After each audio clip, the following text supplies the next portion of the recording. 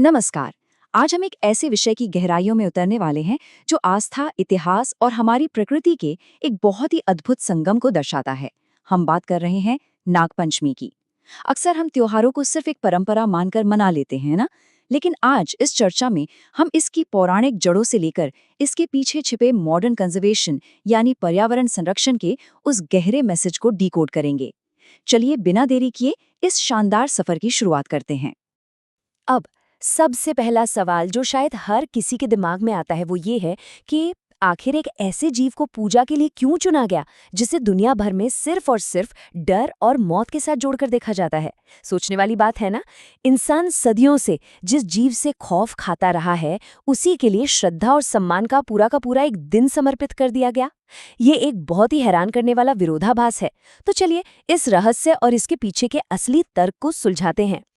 आगे बढ़ने से पहले एक नज़र डालते हैं कि आज हम क्या क्या कवर करने वाले हैं। हम शुरुआत करेंगे इस पर्व से जुड़े कुछ खास तथ्यों से, फिर बात करेंगे दैवीय प्रतीकवाद की, उसके बाद हम जानेंगे राजा परीक्षित के उस मशहूर श्राप और सर्प यज्ञ के बारे में, और अंत में इसे आज के आधुनिक संरक्षण से जोड़ेंगे। तो आइए सबसे पहले बात करते हैं हमारे पहले पड़ाव की, पर्व के तथ्य यानी नागपंचमी को थोड़ा और करीब से समझना। हिंदू पंचांग के हिसाब से देखें तो ये पर्व सावन महीने के शुक्ल पक्ष की पंचमी तिथि को मनाया जाता है। मूल रूप से इस दिन नाग देवता की पूजा की जाती है ताकि परिवार में सुख समृद्धि और सुरक्षा बनी रहे। हालांकि देश के अलग अलग हिस्सों में परंपराएं थोड़ी बदल जाती हैं, लेकिन यहाँ सबसे दिलचस्प बात यह है कि हमारी भारतीय परंपरा में सांपों को कभी भी सिर्फ एक साधारण जीव नहीं माना गया। वे सीधे तौर पर दैवीय शक्ति और प्रकृति के साथ हमारे गहरे जुड़ाव का प्रतीक हैं। और जब दैवीय शक्ति की बात आती है तो सीधे चलते हैं हमारे दूसरे खंड की तरफ, दैवीय प्रतीकाद और भगवान शिव के साथ इनका गहरा जुड़ाव। अब यहाँ एक बहुत ही महत्वपूर्ण बात सामने आती है। भगवान शिव के गले में हमेशा ये नाग क्यों दिखाई देते हैं? जैसा कि हमने अभी बात की, सांप को अक्सर मृत्यु और खौफ का अल्टीमेट सिंबल माना जाता है, लेकिन महादेव के गले में लिपटा हुआ ये नाग इस बात का बहुत ही शानदार प्रमाण है कि वे मृत्यु और भय दोनों से पूरी तरह परे हैं। जरा सोचिए, मृत्यु के इस सबसे बड़े प्रतीक को एक आभूषण की तरह पहनकर वे ये दिखाते हैं कि डर पर उनका 100% कंट्रोल है। और साथ ही ये इस बात का भी सबूत है कि प्रकृति के हर जीव से, चाहे वो कितना भी खतरनाक क्यों ना हो, महादेव का नाता कितना गहरा है। यहाँ एक बात बिल्कुल क्लियर कर लेना बहुत जरूरी है।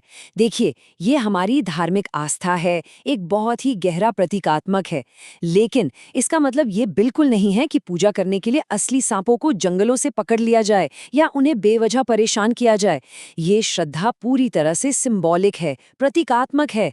असली वन्य जीवों को पकड़ने या उन्हें किसी भी तरह का नुकसान पहुंचाने से हमें हर हाल में बचना चाहिए, क्योंकि सच कहें तो प्रकृति का असली सम्मान उसे उसके प्राकृतिक हाल में छोड़ देने में ही है।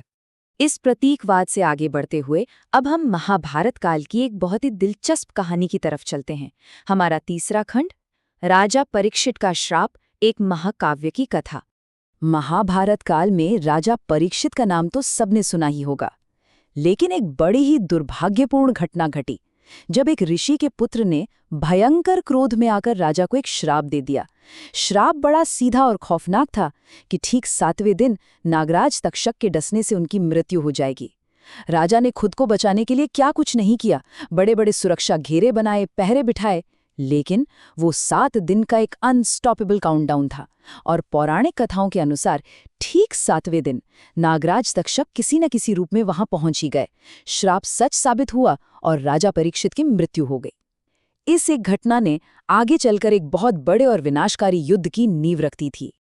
और यहीं से शुरुआत होती है हमारे चौथे खंड की, सर्प यज्ञ यानी जन्मेजय का भयंकर प्रतिशोध। अपने पिता की मौत के बाद राजा जन्मेजय इस कदर क्रोध और प्रतिशोध की आग में जल रहे थे कि उन्होंने एक विशाल सर्पसत्र यज्ञ शुरू कर दिया। और यकीन मानिए, ये कोई आम पूजा पाठ नहीं था।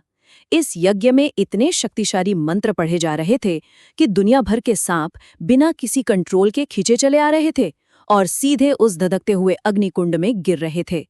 पूरी नाग प्रजाति में एक भयंकर हाहाकार मच गया।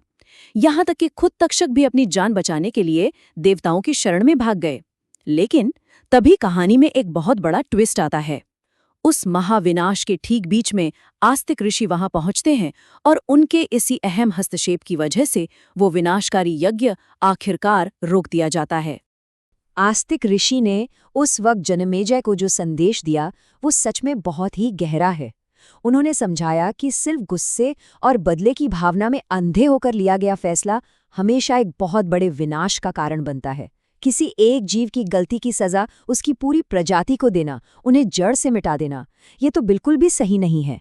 जनमेजय को ये बात समझ में आ गई और नागों का वो सर्वनाश रुक गया। सच कहूं तो ये सिर्फ एक पुरानी कहानी नहीं है, बल्कि एक बहुत ही गहरी लाइफ लेसन है। ये हमें सिखाती है कि कैसे प्रतिशोध के उस अंतहीन चक्र को तोड़ा जाए और विवेक से काम लिया जाए। और यही सीख हमें हमारे आज के आखिरी खंड तक ले आती है, आधुनिक संरक्षण यानी सह अस्तित्व का एक बेहद जरूरी संदेश। अगर गहराई से देखें तो नागपंचमी की जो असल भावना है, यानी सभी जीवों का सम्मान, वो आज के हमारे वाइल्ड लाइफ कॉन्जर्वेशन यानी वन्य जीव संरक्षण के साथ एकदम परफेक्टली मैच करती है। सांप हमारे पर्यावरण के इकोसिस्टम का एक बहुत ही क्रूशियल हिस्सा है। वे चूहों और दूसरे ऐसे कीटों की आबादी को कंट्रोल करने में एक हीरो की तरह काम करते हैं।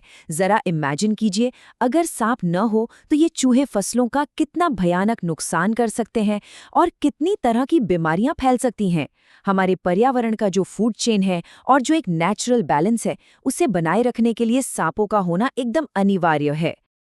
लेकिन होता क्या है, अक्सर हमारा वो पुराना स्वाभाविक डर हम पर हावी हो जाता है और घबराहट में लोग सांप दिखते ही उसे मार देते हैं।